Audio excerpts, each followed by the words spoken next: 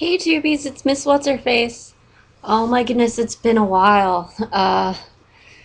So much has changed in a month from the last time I posted. Um, Lots of stuff has changed. We've lost some people.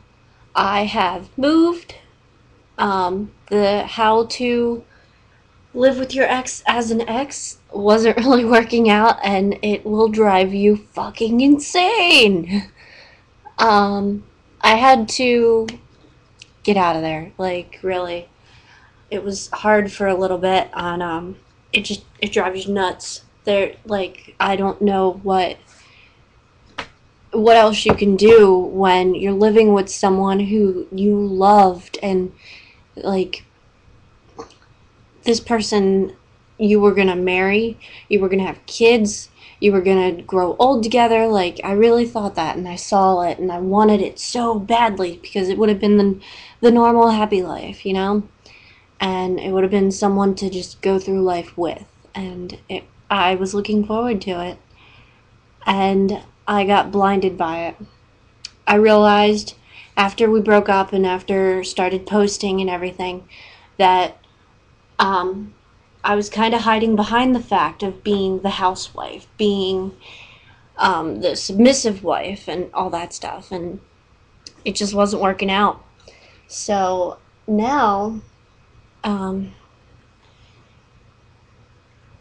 I was living there, still getting along, being the roommate and stuff, but it still does bother you after a while, and, like, there's nothing you can do. So I started getting out more, and the fetish modeling actually got me out and had me meet a lot of people. I started focusing on school.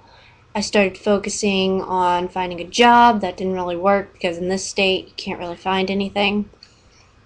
I just wanted to start finding myself and seeing what I like, what makes me happy, everything. So I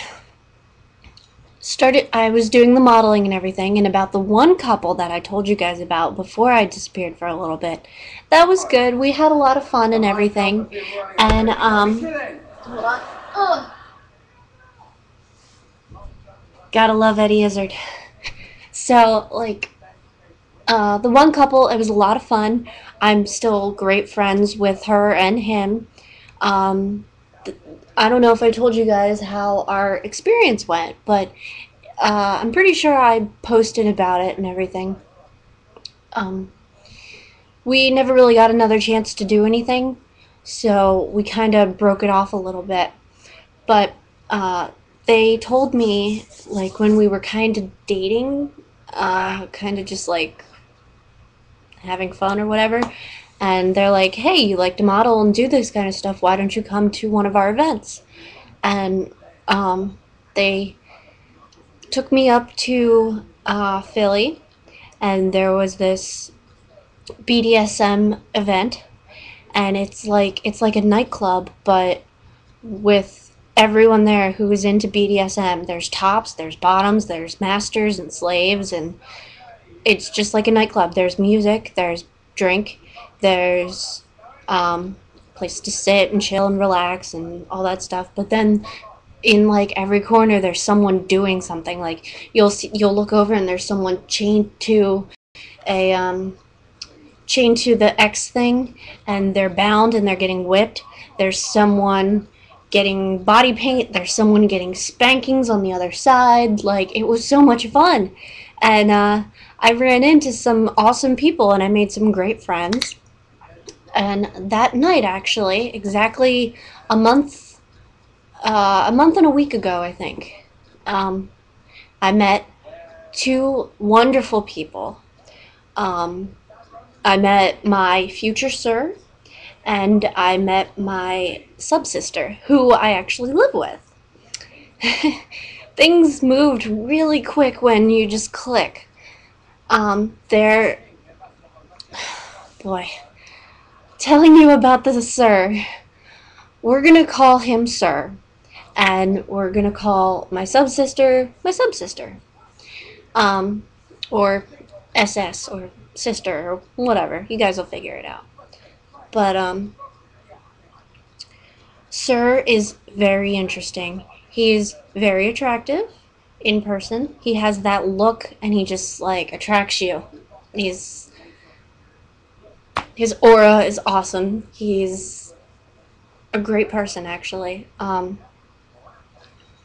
He's like the rock star of my state right now in the BDSM world or in the magic world. So, getting into that a little, um,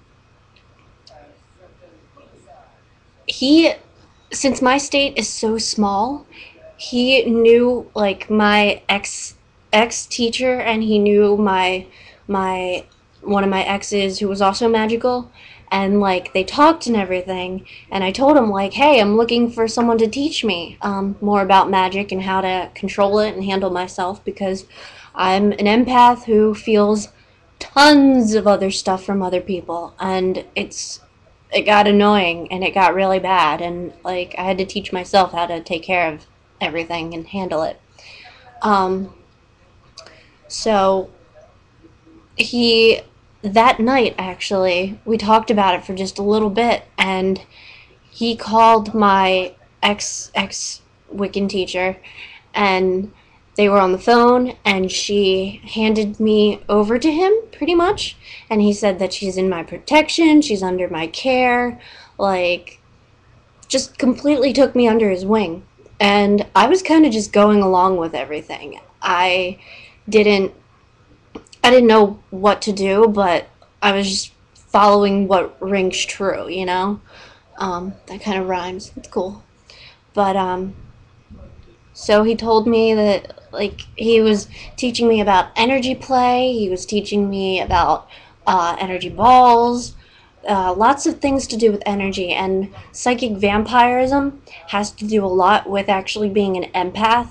If you want to be able to take in all the emotions and all the negativity from people, take it in and feed off of it and then send it out in a good way. And like I never wanted to take from people, and like I don't know, I'm still learning so much.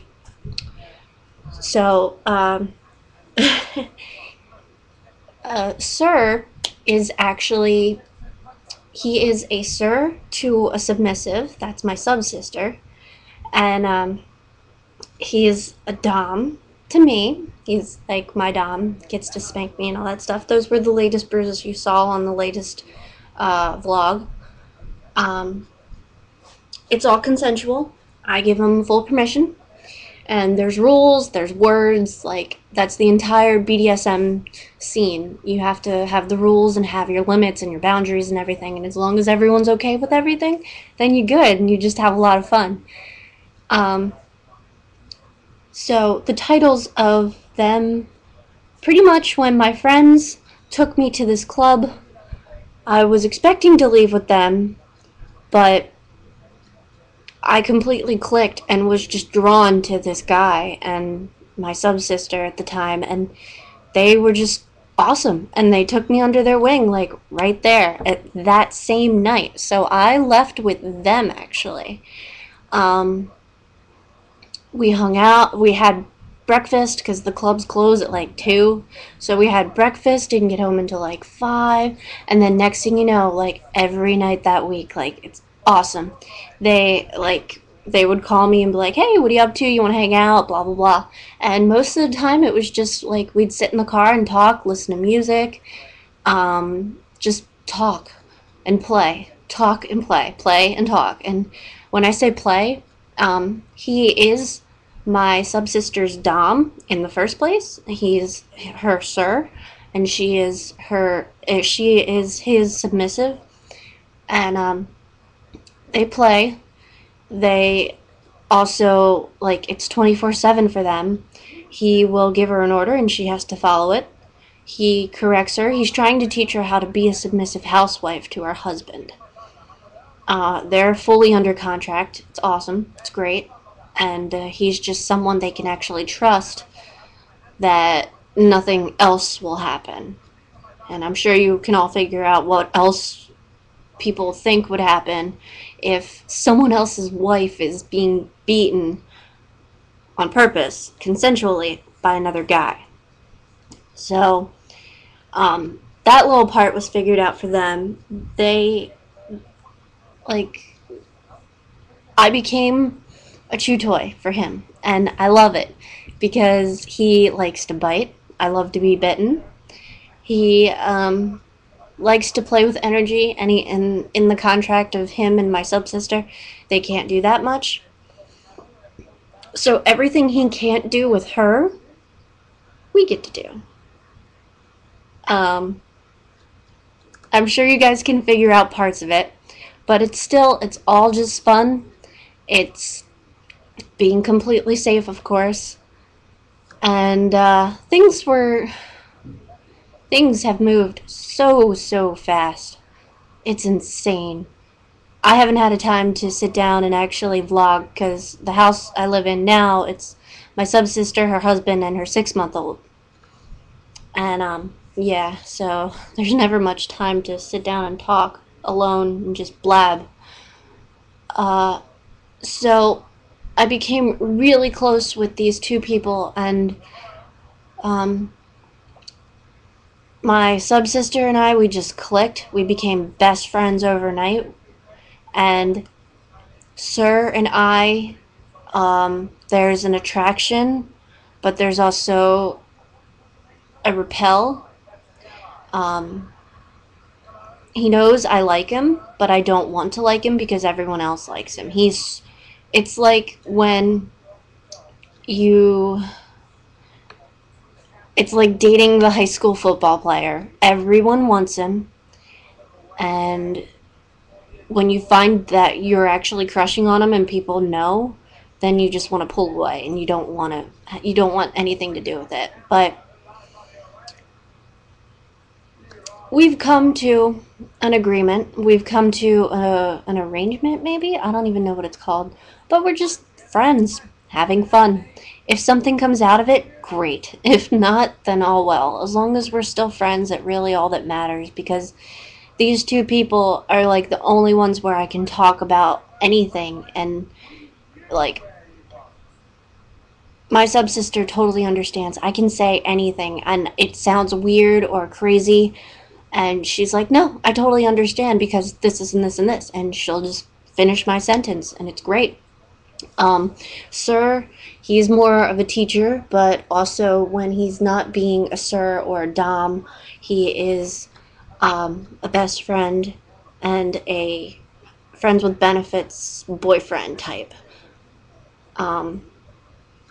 Very loving and caring, and he's the warm body that most people need when they're single. So it's just fun. So things definitely changed in a month. Within a couple weeks, probably 3 or 4 weeks, we're still hanging out almost every other night, all three of us, just our little tiny group. And his father, come his birthday, actually, we were setting up his birthday party here, and it was supposed to be this awesome, like, BDSM party with red candles and whips and chains and all that stuff. And we were actually setting up, and I made the cake. I just pulled it out of the oven, and we got a phone call that his father was in the ICU. And my subsister got an order to take him down to his father, which was in New York, which is 4 hours away from my state. I thought I was only going along for the ride, but something told me to just take all my stuff with me, because at that time I was just staying the night here. I didn't live here. I still lived with my ex. So we get him all the way down to New York. We stay the night because it was a long drive. The next morning, he asks me to, actually, on the way up there, he was talking on the phone to his ex-wife, believe it or not, and she said, like, are you seeing anyone? And I'm kind of out of it, and I'm controlling my